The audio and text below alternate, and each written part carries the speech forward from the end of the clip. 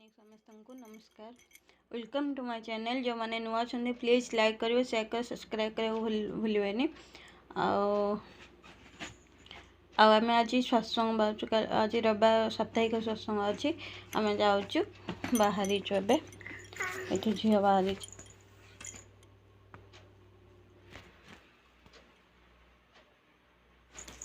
झील बाहर मु बाहर सार भी बाहर 7टार आरंभ अच्छे जीव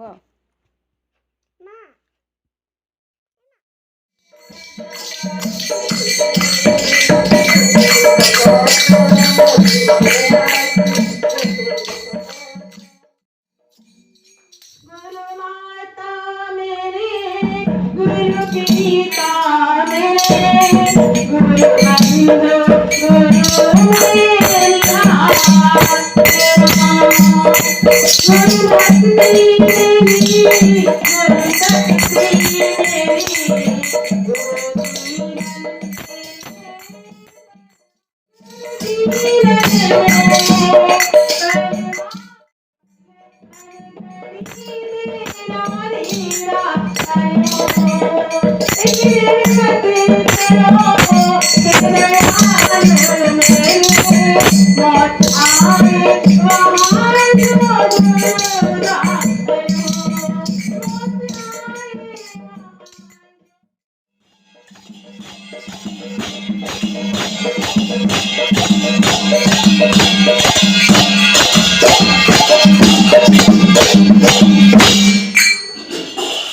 नाची उठे त्रिभुवन तारा सूर्य जन्म मिली सर्वे गगन पवन नाची उठे त्रिभुवन तारा सूर्य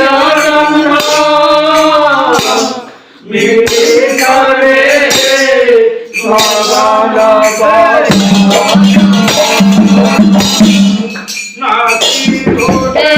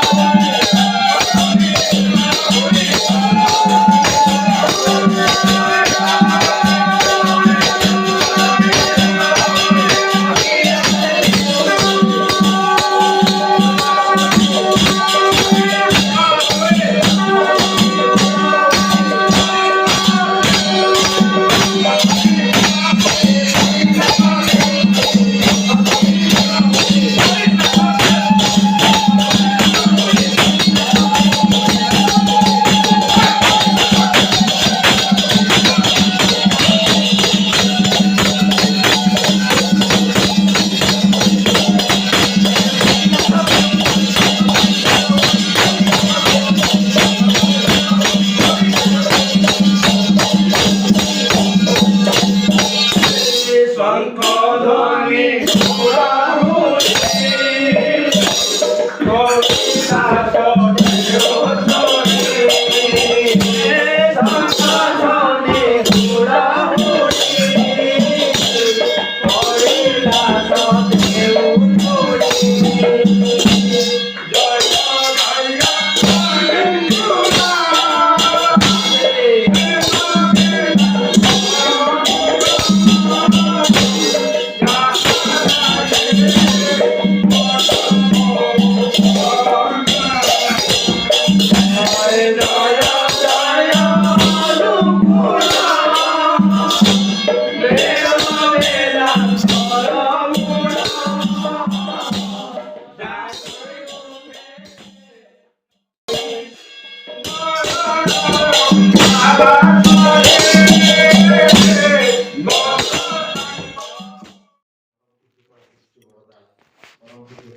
ଆଚାର୍ଯ୍ୟ ଦେବଙ୍କର ସମସ୍ତଙ୍କର ଆତ୍ମଚରଣ ଆଜିର ଏହି ସାନ୍ଧ୍ୟ ସତ୍ସଙ୍ଗରେ ପୌରୋହିତ୍ୟ କରୁଥିବା ପୂଜ୍ୟ ପରିଚାଳକ ମହୋଦୟ, ଉପସ୍ଥିତ ସମସ୍ତ ଗୁରୁ ଭାଇ, ଭକ୍ତିମତୀ ମାତୃମଣ୍ଡଳୀ ଏବଂ ଛୋଟ ଛୋଟ ପିଲାମାନଙ୍କ ଉଦ୍ଦେଶ୍ୟରେ ମୋର ଆନ୍ତରିକ ଜୟ ଗୁରୁ ଏବଂ ପ୍ରଣାମ ନିବେଦନ କରେ। ଆଜିର ଆମର ଏଇ ପ୍ରତି ରବିବାର ଯେଉଁ ସାପ୍ତାହିକ ସତ୍ସଙ୍ଗ ହୁଏ, ଆଜିର ଏହି ସତ୍ସଙ୍ଗ ଭୋଗ ନିବେଦନ ଏବଂ ସତ୍ସଙ୍ଗ ଆୟୋଜନ କରନ୍ତି ଆମର ସମସ୍ତଙ୍କର ପ୍ରିୟ ଆପଣା ଗୁରୁ ଭାଇ ଶ୍ରୀଯୁକ୍ତ ଅରୁଣ କୁମାର ରାଉତ ଭାଇ। ତେଣୁ ସର୍ବପ୍ରଥମେ ପରମ ପିତାଙ୍କର ଆତୁଳ ଚରଣରେ ତାଙ୍କର ଏବଂ ତାଙ୍କର ପରିବାରର ସମସ୍ତଙ୍କର ସାର୍ବିକ କଲ୍ୟାଣ, ତାଙ୍କର ସୁସ୍ଥ ସୁଦୀର୍ଘ ନିରାମୟ ଜୀବନ ନିମନ୍ତେ ପରମ ପିତାଙ୍କର ଆତୁଳ ଚରଣରେ ପ୍ରାର୍ଥନା କରାଯାଏ। ଆମର ସାପ୍ତାହିକ ସତ୍ସଙ୍ଗର ସମୟ ତ ସୀମିତ, ସାପ୍ତାହିକ ସତ୍ସଙ୍ଗର ସୀମିତ ସମୟ, ଆମର ସତ୍ସଙ୍ଗର ବି ସମୟ ଅନୁସାରେ କାର୍ଯ୍ୟକ୍ରମ ସବୁ ପ୍ରତିଦିନର ଯୋଉ ପ୍ରାର୍ଥନା ବି ହଉଛି ତା ପାଇଁ ନିର୍ଦ୍ଦିଷ୍ଟ ସମୟ ଦିଆହେଇଛି। ସେମିତି ପ୍ରତି ସପ୍ତାହରେ ଯୋଉ ସତ୍ସଙ୍ଗ ହଉଛି 7 ଦିନ ଥରେ ଘଣ୍ଟାଏ ସମୟ ରଖା ହେଇଛି, 60 ମିନିଟ୍ ସମୟ ଅତିକ୍ରାନ୍ତ। এই ପ୍ରସଙ୍ଗରେ ସମୟ ପ୍ରସଙ୍ଗରେ କହିବି, ଆମେ ଯେମିତି ଅଷ୍ଟପ୍ରହର ନାମ ଯଜ୍ଞ କରୁଛେ, ବହୁତ କାର୍ଯ୍ୟକ୍ରମ କରୁଛେ, ଶିଶୁ ବଡଦାଙ୍କ ପାଖରେ ଆଲୋଚନା ଥରେ ହଉଥିଲା। ବଡଦା କହୁଥିଲେ ଲୋକମାନଙ୍କର ସତ୍ସଙ୍ଗରେ ବସିଥିବେ, ବସିଛେ କିନ୍ତୁ ଆମର ମନ ଥିବ ଘର ଆଡେ ବା କୁଆଡେ କଣ ବାଡିରେ ମୋର ଗାଈ ପଶିଗଲାଣି। ତେଣୁ କହିଲେ ସେମିତି ମାନେ ଦେହ ଅଛି ଏଠି କିନ୍ତୁ ମନଟା ଅଛି ଘରେ। ତେଣୁ କହିଲେ ସତ୍ସଙ୍ଗ ଯୋଉ କରିବେ ନିର୍ଦ୍ଦିଷ୍ଟ ଭାବରେ କମ ସମୟ କରିବେ। ଉଦାହରଣ ସ୍ୱରୂପ ପ୍ରତି ସପ୍ତାହରେ ହଉଛି ଥରେ, ତେଣୁ ତାକୁ 60 ମିନିଟ୍ ଭିତରେ ରଖିବେ। 60 ମିନିଟ୍ ଯୋଉଟା ବାର୍ଷିକ ସତ୍ସଙ୍ଗ ହଉଛି ତାକୁ 1.5 ରୁ 2 ଘଣ୍ଟା ପର୍ଯ୍ୟନ୍ତ କରିବେ। ତେଣୁ ଆମର ସାପ୍ତାହିକ ସତ୍ସଙ୍ଗର ସୀମିତ ସମୟ ଘଣ୍ଟାଏ, 1 ଘଣ୍ଟା ମାନେ 60 ମିନିଟ୍। ପିଲାମାନଙ୍କୁ ପରୀକ୍ଷାର ସମୟ ଦିଆ ହଉଛି ତେଣୁ 60 ମିନିଟ୍ ସମୟ ଦିଆ ହଉଛି। ତେଣୁ ସୀମିତ ସମୟରେ କରିବା, ପ୍ରତିଦିନ ମଧ୍ୟ କରିବା। ତେଣୁ ଏ ସୀମିତ ସମୟ ଭିତରେ ଠାକୁରଙ୍କର ବ୍ୟାପକ କଥା କହିବା ସମ୍ଭବ ନୁହେଁ। ତେଣୁ ଏଇ ନିକଟରେ ଗତକାଲି ଆମେ ଆମର ପୂଜ୍ୟପାଦ ଅବିନ୍ଦା ପୂଜ୍ୟପାଦ ଆଚାର୍ଯ୍ୟ ଦେବଙ୍କର ଜ୍ୟେଷ୍ଠାତ୍ମଜ ପୂଜନୀୟ ଅବିନ୍ଦା କଟକ ଆଗମନ କରିଥିଲେ। ଆମେ ସବୁ ଯାଇଥିଲୁ। ଆମେ ଗୁରୁ ଭାଇ ମାନେ ଆମେ ସବୁ ଏକତ୍ରିତ ହେଇକିରି ଆମେ ଠାକୁରଙ୍କୁ ପ୍ରତିଷ୍ଠା କରିବା। ଆଉ ଯଦି ଆମେ ବିଚ୍ଛିନ୍ନ ହେଇଯିବା, ଅଲଗା ଅଲଗା କାମ ହେଇପାରିବନି। ତେଣୁ ଆମକୁ କିନ୍ତୁ ଏକତ୍ରିତ ହେବାକୁ ପଡିବ ଠାକୁରଙ୍କୁ ପ୍ରତିଷ୍ଠା କରିବା ପାଇଁ। ତେଣୁ ସେଇଥିପାଇଁ କୀର୍ତ୍ତନରେ ଯେମିତି ଲଜ୍ଜା ଘୃଣା ଭୟ, ସେମିତି ଆମେ ସବୁ ଏକାଠି ହେବା ପାଇଁ ମାନ ଅଭିମାନ ସମସ୍ତଙ୍କ ଭିତରେ। ମୁଁ ବି ଯୋଉ ଠିଆ ହେଇକିରି କହୁଛି ଠାକୁର ହେଲେ ଆଦର୍ଶ ଏବଂ ତାଙ୍କର ଯୋଉ ରେତସର ଇଷ୍ଟଗୁରୁ ପୁରୁଷୋତ୍ତମ ପ୍ରତୀକ ଗୁରୁ ବଂଶଧର ରେତସରରେ ସୁପ୍ତ ଥାନ୍ତି ଜୀବନ୍ତ ସେ ନିରନ୍ତର। ସିଏ ହଉଛନ୍ତି ଏକମାତ୍ର ଜୀବନ୍ତ ଶ୍ରୀ ଠାକୁର, ସିଏ ହଉଛନ୍ତି ଆଦର୍ଶ ଆଚରଣ ସିଦ୍ଧ। ତେଣୁ ମୁଁ କହୁଛି ବୋଲି ଯୋଉ କହୁଛି ମୋର ବୋଧେ ଉଚ୍ଚାରଣରେ କହିଦେଇ ପାରୁଛି, ଆଚରଣ ସିଦ୍ଧ ହଉଛନ୍ତି ସେ ସ୍ୱୟଂ। ସେ ହିଁ ଏକମାତ୍ର ନିର୍ଭୁଲ ଅଭ୍ରାନ୍ତ ସର୍ବଶକ୍ତିମାନ। ତେଣୁ ଆସନ୍ତୁ ଆମ ଭିତରେ ଯେତେ ସବୁ ଦୋଷ ଦୁର୍ବଳତା ଦ୍ୱନ୍ଦ ମାନ ଅଭିମାନ ଏ ସବୁକୁ ଭୁଲିକିରି ଆମେ ଯଦି ସବୁ ଏକତ୍ରିତ ହବା, ଖଜୁରାକଟାରେ ପୁନଃ ଆମେ ଶ୍ରୀ ଠାକୁରଙ୍କର ଯୋଉ ସତ୍ସଙ୍ଗ ପ୍ରତିଷ୍ଠା କରିପାରିବା। ଆଗକୁ ଆମର ମଧ୍ୟ ଯୋଉ ଅଛି ଆମର କଣ ବାର୍ଷିକ ଉତ୍ସବ